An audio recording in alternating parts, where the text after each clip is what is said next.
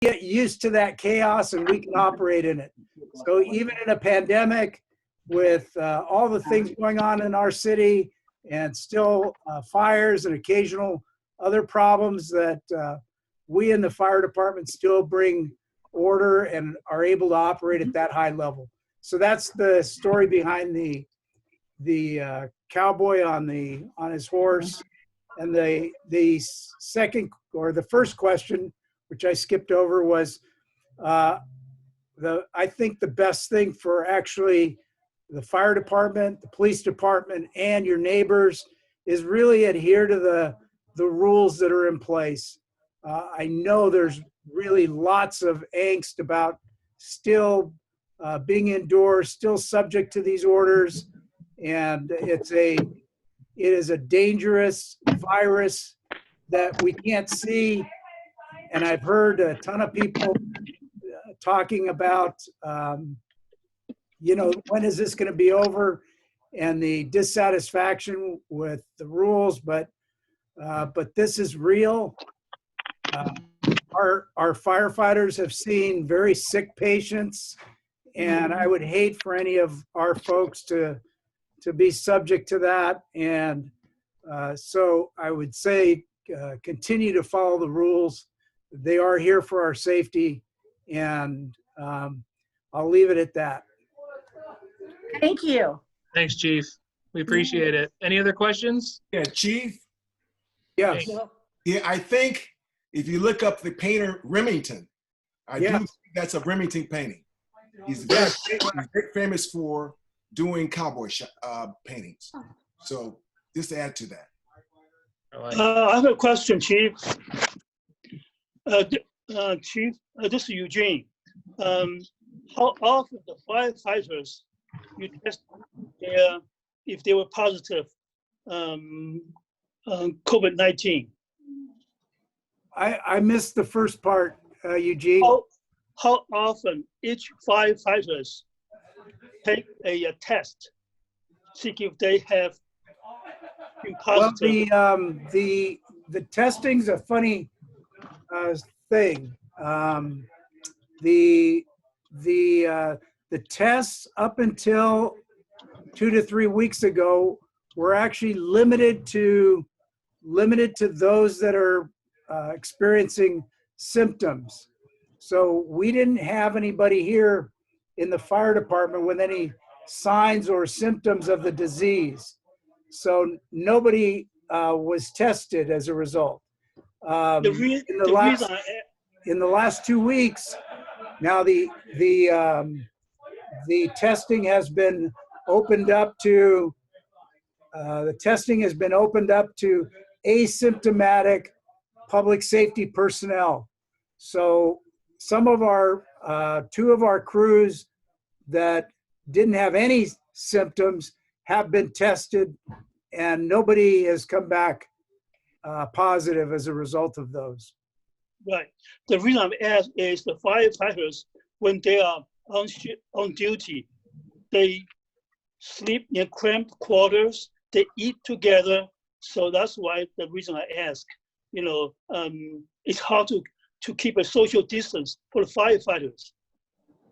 It is. They wear masks for the most part in the station. They wear a cloth mask, but you're correct. There are often times that it's either impractical or they're on an emergency and they can't.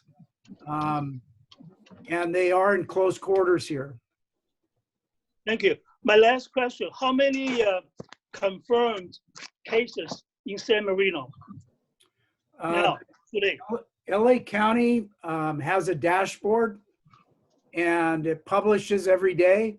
And actually, if you go on our website, we have links to that. There's also a text you can get every morning that tells you the number of cases. But we have 18 cases, and that's a cumulative total. That includes anybody that's recovered, but we have 18 cases according to the county. Thank you.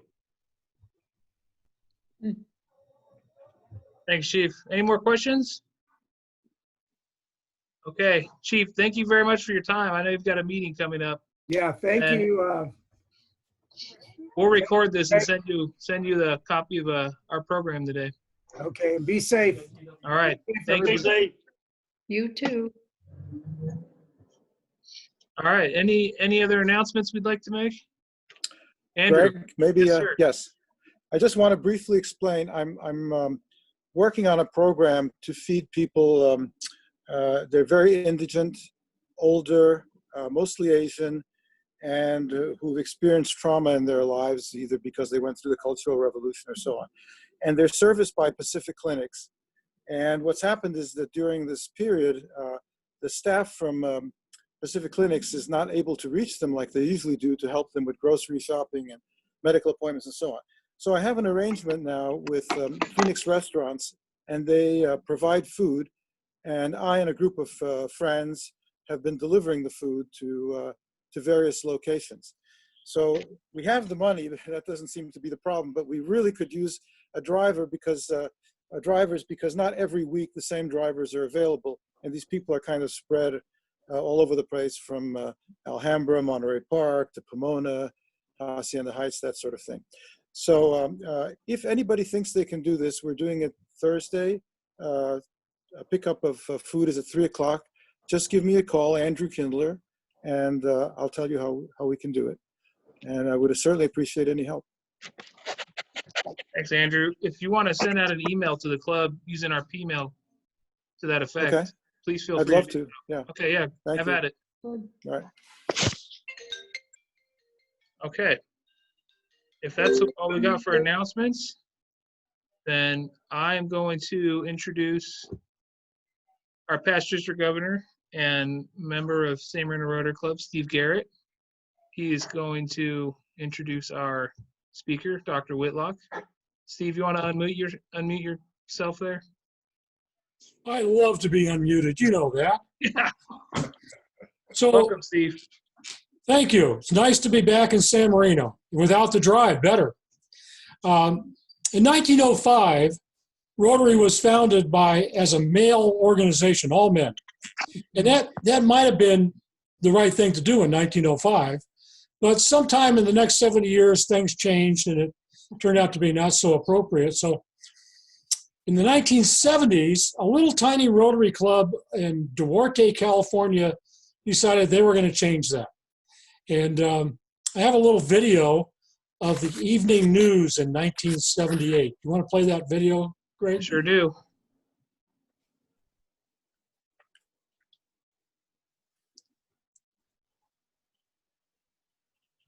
Can you all see that?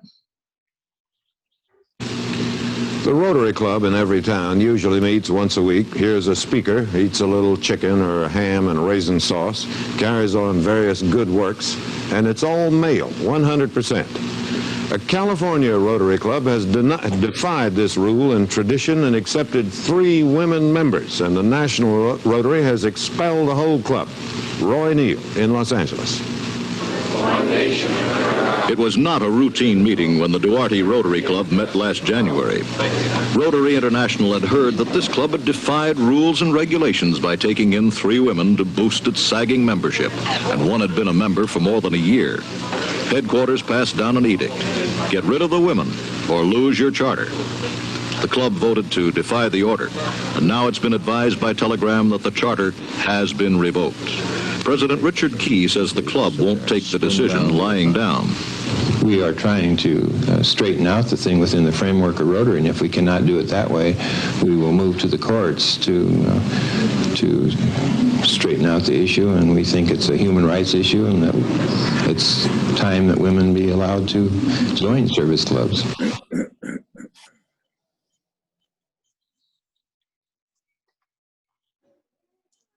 So my involvement in this whole affair was when the Rotary Club of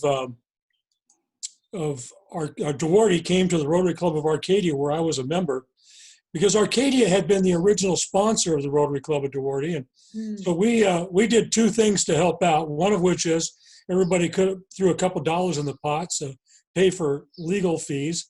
And a member of the Rotary Club of Arcadia said, I'll go represent them. So he went and filed a lawsuit, And that took a few years to go through the court system. First of all, the state court system, then the federal court system. Now we have another news report. You want to show that one, Greg? Sure do.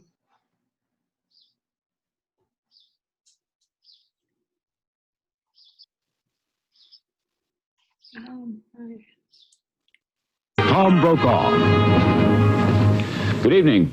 Throughout America, Rotary clubs are an important part of the establishment, service organizations that also serve the business interest of the members.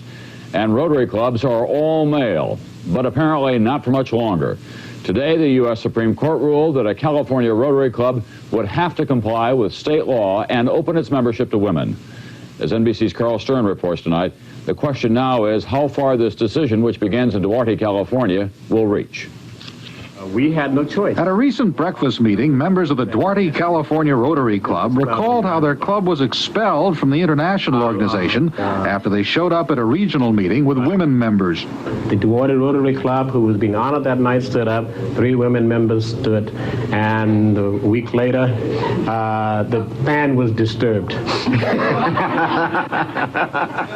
3 years ago, the Supreme Court ruled in a Minnesota case that another service organization, the JCs, had to admit women under state anti-discrimination laws. But Rotary International argued that the ruling did not apply to its 20,000 clubs worldwide.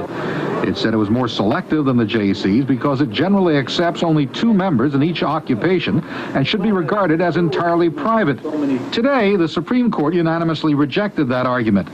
Justice Powell said that Rotary was not the sort of intimate private club that could defy laws in about 30 states requiring access for women. In Duarte, the first female Rotarian welcomed the decision. Well, I'm just glad that they came to it. I'm sorry that Rotary didn't realize that this could have been something that they could have taken upon themselves and been a leader as a group. But the head of Rotary predicted women would come to regret the ruling. It's going to apply not just to Rotary, Lions, and Kiwanis and Optimist, but it's also going to apply to the women's service clubs. Seroptimist, Zonta, Quota, Altrusa, Pilot, and the many, many others. There were some who wondered whether the Girl Scouts would now have to admit boys, but the justices seemed to limit their decision to business and professional organizations. Clubs such as Washington's Cosmos Club have been under fire to admit women. In an attempt to be exempt from the anti-discrimination laws, New York's University Club recently took steps to become more private by eliminating business meetings and warning members not to deduct membership fees. Such clubs expressed confidence that today's decision did not affect them, although others were not so sure. I just feel that a very broad array of private organizations still must fall within a realm of being constitutionally protected. If there is discrimination, if this is harmful to women or to girls, the court's backing us up and saying, hey, this isn't right. In Duarte, the Rotary Club says women restored its sagging membership, and it was agreed that many other traditionally all-male organizations will soon be admitting women. Carl Stern, NBC News, Washington. That was very good.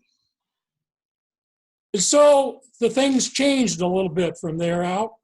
And I had met one member of the Rotary Club at Duarte a couple of times.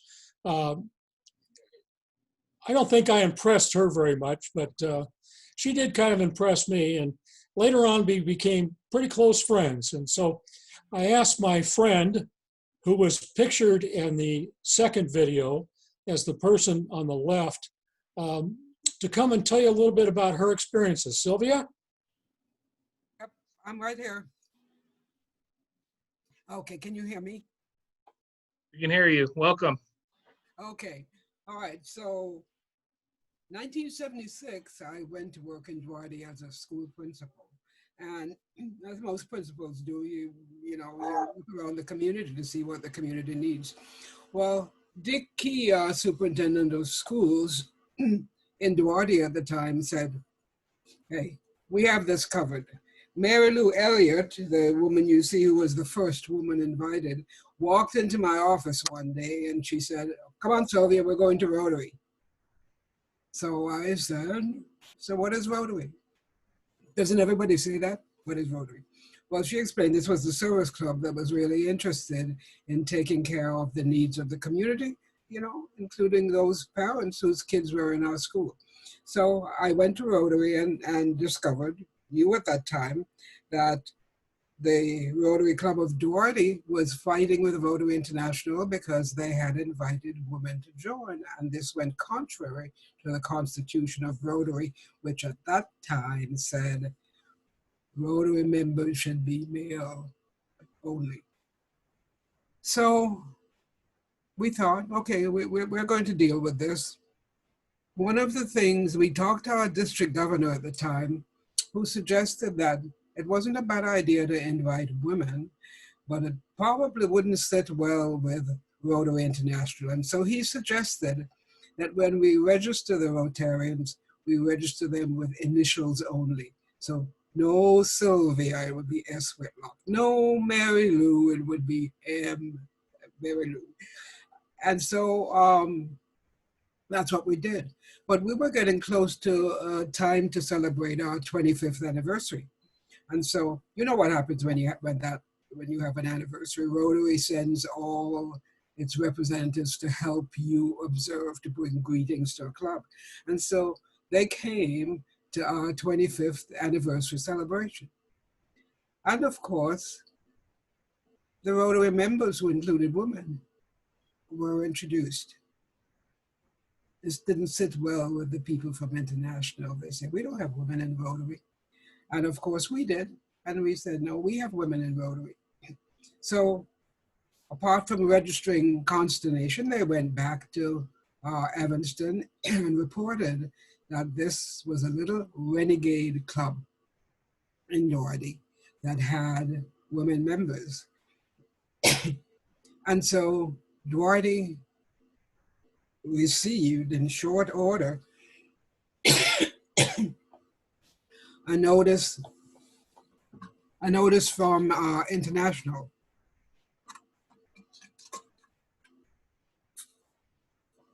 advising us that there were no women in Rotary. Duarte needed to ask the women to leave.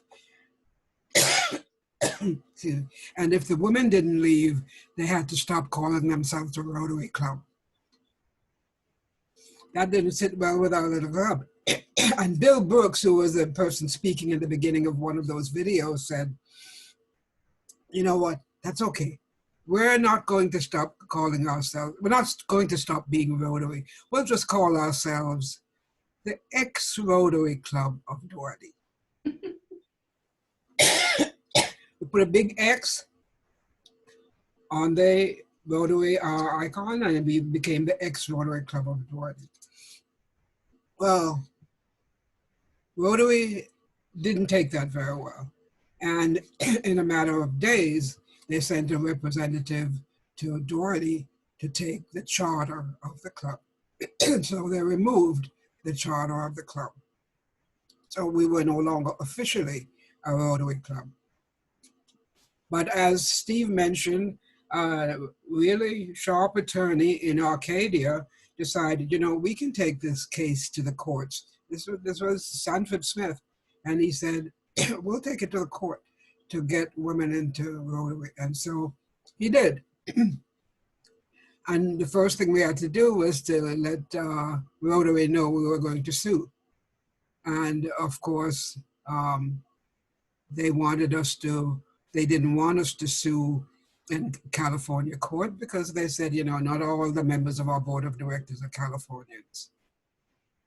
And okay, but it went through the courts and it was decided that yes, it would be heard in a California court. Well, it was heard in a superior court in California. And we're still, in the Duarte Club, we're still sitting there thinking, we're inviting women because we need more members in this club, and that's the only reason we're inviting women.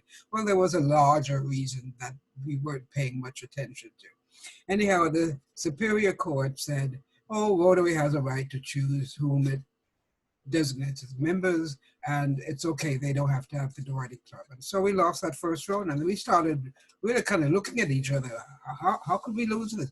This is a service club. They need people to do work. We have women who want to work. How can they say no? Well, Sanford knew he had some work to do. And so he started doing some research and found out that in California, there's an act called the UNRU Act. It's in most big cities. They have an UNRU Act which bans discrimination in public accommodation. And Rotary was considered a public accommodation. We had the classification system. It helped people in business. And in fact, at that time, 80% of the Rotarians had their dues paid by their employers. So it was considered a business. And so Sanford appealed. He appealed to the California appellate court, and using the UNRU Act as his basis of appeal, and the California appellate court reversed the Superior Court ruling. Well, that didn't sit well with Rotary. And so Rotary decided it would appeal to the California Supreme Court. But the California Supreme Court wouldn't hear the case, which essentially affirmed the lower court's ruling. And so for California anyway, women were allowed to be in Rotary. Steve, do you want me to go on with this into what happened after this?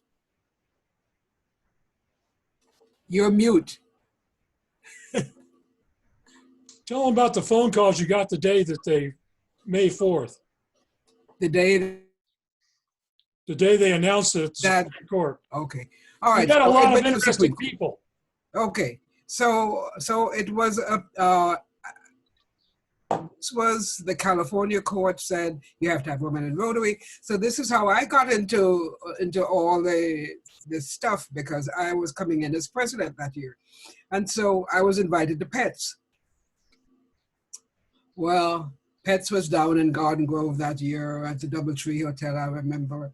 And there were probably 290 men. And I was the only woman in that place.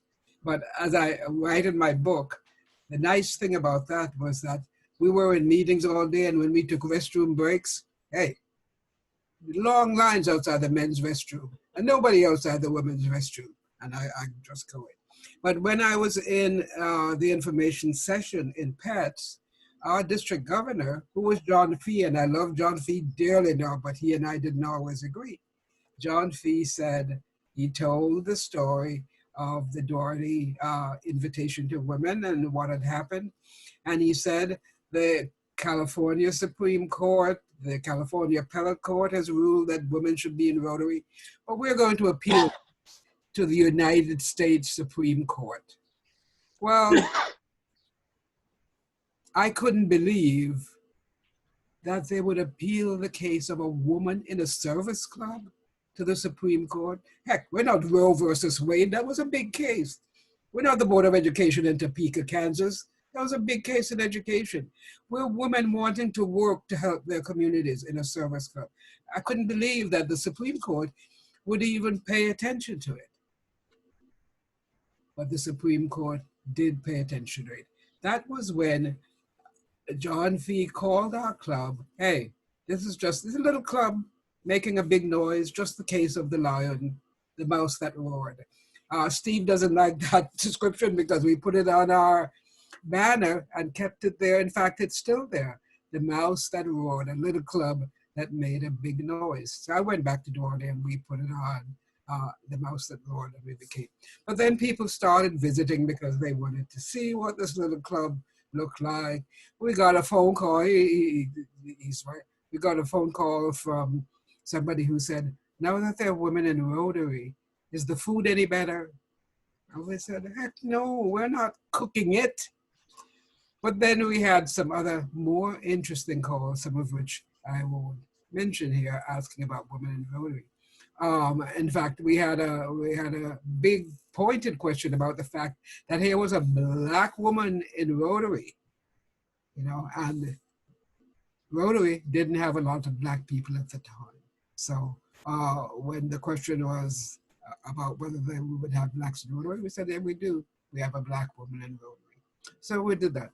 But anyhow, the Supreme Court, the United States Supreme Court, to our surprise, to my surprise, to nobody else's surprise, because I wasn't looking at the fact of the case. To my surprise, the Supreme Court took the issue, picked it up right away, because it was a civil rights issue. See, we had not looked at it as a civil rights issue. We had looked at it as a membership issue. And of course, it was a civil rights issue.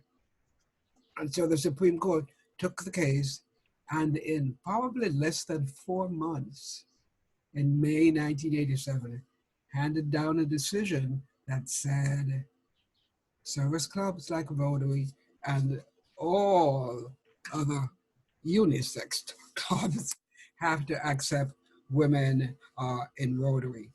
I wanted to tell you exactly what it said, because in the Supreme Court decision,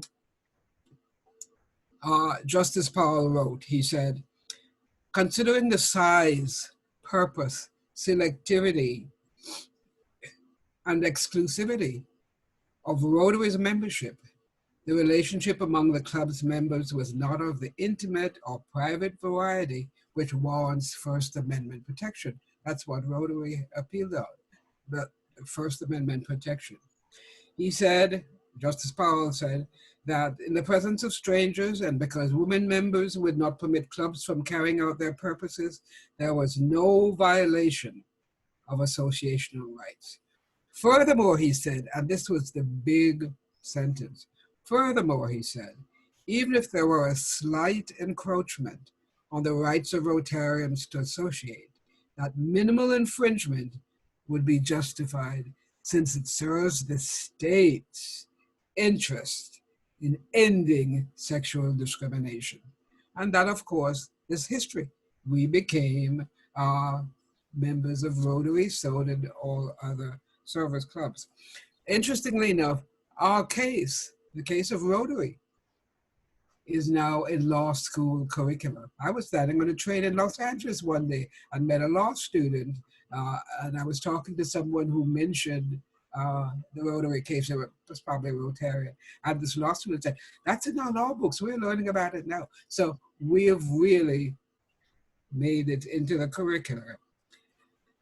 But because that was the year that I was coming in as president, that made me the first female president in Rotary. And so we had a lot of interesting things. I was driving to work that morning when the news came on, because, you know, the Supreme Court's in the East, it was announced there, we're 3 hours behind. By the time I was ready to go to school, everybody in the West Coast had already heard the news. And by the time I got to school, all the reporters were there, a ton of reporters and cameras and kids running up and down wondering what was going on and so on. But Dick Key, the gentleman you saw in the beginning, the superintendent of schools, said they're coming to interview you, Sylvia, and Mary Lou. And you guys need to come into the district office because we have to take this away from the schools. We need to have school. And so we went into the district office, and some of you may remember Warren Olney. He was a CBS newscaster, and he was interviewing for the networks. So Warren came in to the boardroom of the district office. Mary Lou and I were there, Dr. Key, and we sat there being interviewed by Warren for probably 4 hours. He had a lot of questions, and most of the questions were directed at me only because I was the incoming president. And I answered them, I thought, pretty carefully until the end. Had to break down. At the end of the interview, actually, I was already on my feet because it was almost over. Warren said, so Sylvia, how did you get chosen to be president? Well, now, you don't ask Rotarians that question, because what do they say? Oh, I don't know, I must have missed the meeting. And I can't believe, in a weak moment, I said, oh, I don't know, I must have missed a meeting. It didn't take me long to learn the lesson that came from that, because that night on the news, and I think, Steve, do you have that clip? Greg has got it, yeah.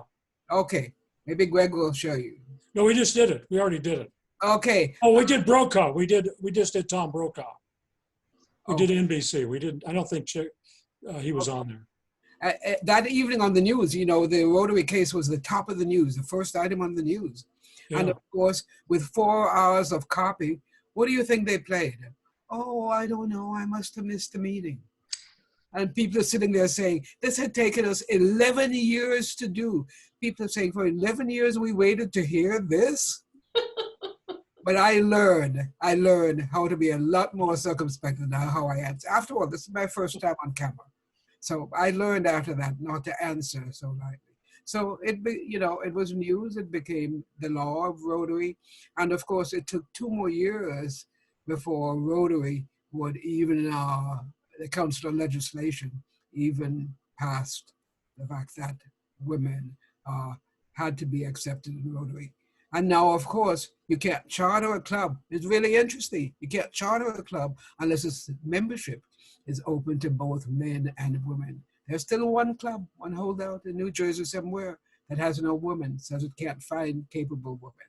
But you can't charter a club unless the membership is open to both men and women. So, you know, it changed the face of Rotary. We have had Rotary governors. Now we have more Rotary directors than we've ever had.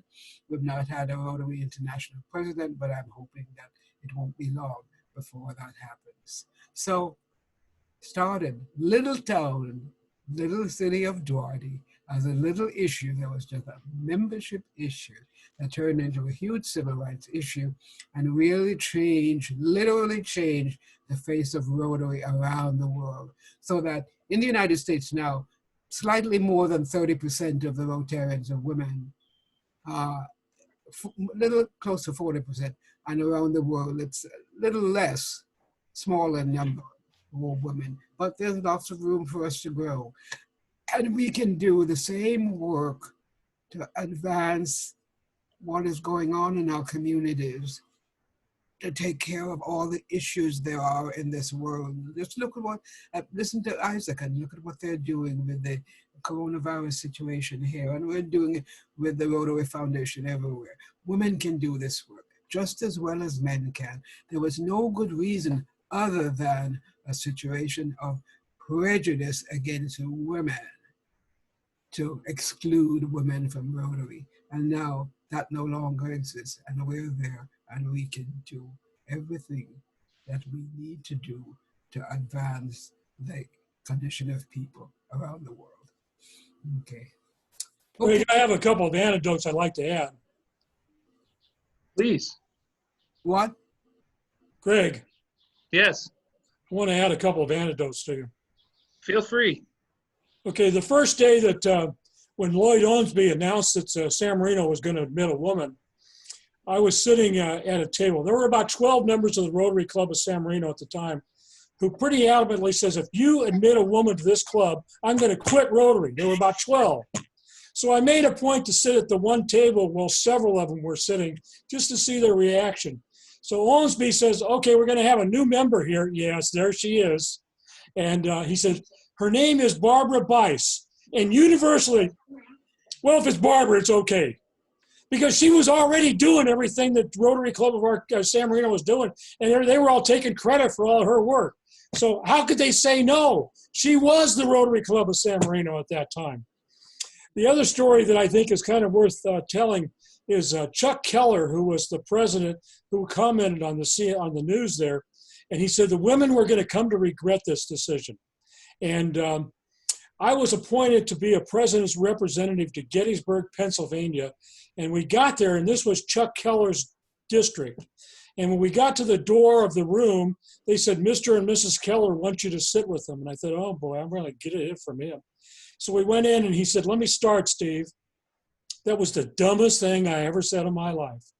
And I think that that's pretty much kind of the story about how most Rotarians have come to decide this, because, and I tell a little joke, which many of you have heard, but the women of Rotary saved us from irrelevancy. And it's not just that they do as much as we do, they really exponentially expand what we do because they've got different ideas, different attitudes, and different resources.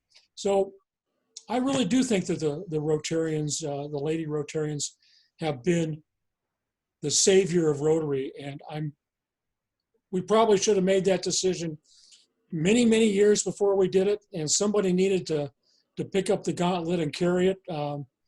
I was glad to be in the Rotary Club that put up the money. I was glad to be in the Rotary Club that put up the attorney, and I was glad to see the decision that came forth. The best part of it, though, is over the years, I have been good friends with Sylvia Whitlock, and she's quite a lady. And if she's an example of all the women that we brought into Rotary, we really were missing our bet for a long time. Yeah. Thank you very much, Greg. Thanks, Steve. Sylvia, if you want to add to what you've said, feel free, or if we can open it up for questions. No, Steve has been a big help to us, because to our club, not just with the issue of women, but in things that we have done with our club. But being a Rotarian has really kind of opened up the whole world to me. My life now is probably 70% Rotary, because there are so many things that can be done. And I still have never understood the reason why women were denied membership. When we're talking about service and we're talking about people to help people who need to be helped, why would we not have women do this if they wanted to? So I've never been able to understand that.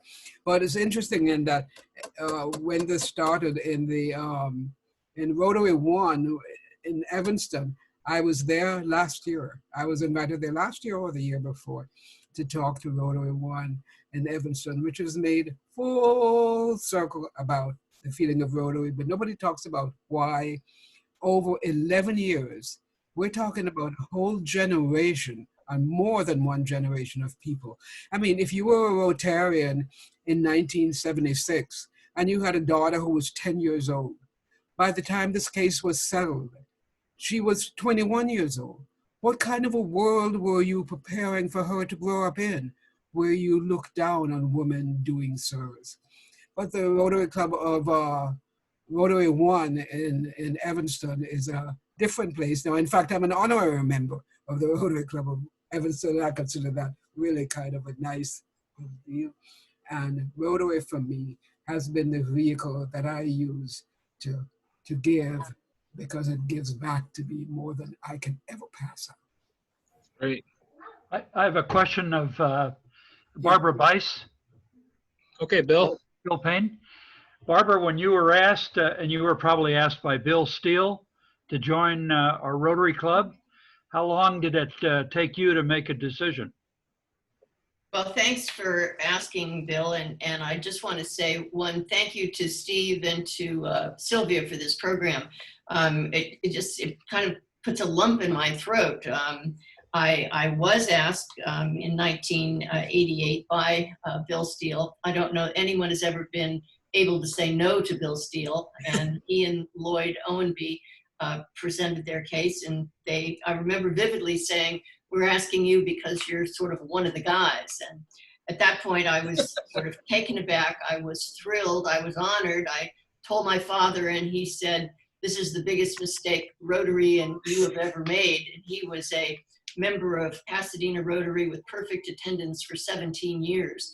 He was the only detractor from the joy I had of being asked to join the San Marino Rotary. It's an honor I continue to have today, and I thank you, Sylvia, so much for the history, because I don't know how many people really realize what you all went through, and we are all the beneficiaries of that. And Rotary has been and continues to be a highlight of my life, of my travels, of it's wonderful. And that sort of blast from the past with Tom Brokaw and Warren Olney only brings to bear in the present of how important a part you played, Sylvia and Steve, in this whole process. So I thank you from the bottom of my heart.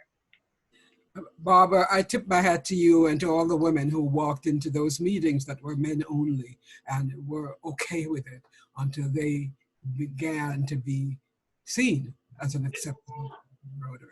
I tip my hat to you and to all the others. Thank you. Thank you. All of you. More questions, please. I'm sure we've got some out there. Mr. Nash? We got to unmute you, James. Oh, okay. There we go. You're unmuted. Got me now? You're good. Well, as all of you know, I worked at CBS News for 38 years. And I just had lunch with Warren Hawley about 5 months ago. We go over the Whole Foods and walk around for about an hour and talk about the old days. So I came up with the guys, Warren Hawley, and a lot of the old guys, Jerry Dunphy. And I didn't know that story. So I will write Warren an email, say, why didn't you ever tell me this story? Well, of course, his answer will be, I've done thousands of stories over the years. So thank you, Sylvia, for that. Now I got something to ask him about when next time we go shopping. Yes. Ask him why he chose that particular sentence to show on the news. Well, I can tell you this. I can't answer for him, but there's a bigger power in the news department that's bigger than all of us. Oh, yeah. It's called the executive producer. Right. And that person makes the decision, particularly on a story of that magnitude, of how it's going to start, what's the middle part, and how it ends. Yeah. Well, so I can't answer for him, but I know Warren, and I know about his father, who worked for the courts in Los Angeles. And his father actually hired my uncle, Uncle Paley, as the first Negro federal probation officer. So I know the history of the family.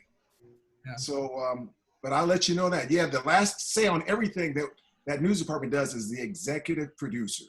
So when I heard the story, I said, okay, executive producer got involved in that. So that's, I can't. My husband worked for NBC Today for a while. He's a unit manager. But I also know that if you say something that sounds a little controversial or is going to get a reaction, that's what they'll start with. That's the hook. So. Yes, there you go. And in some cases, it keeps the story going. What can you say? Sylvia, thank you. Thank you. Thanks, James. Do you have any more questions? If not, Sylvia, do you have any guests that are here that you'd like to introduce? No. Besides Steve. We all know him enough. John Jones, you've got someone with you. You're muted. You can unmute yourself and see where to do that.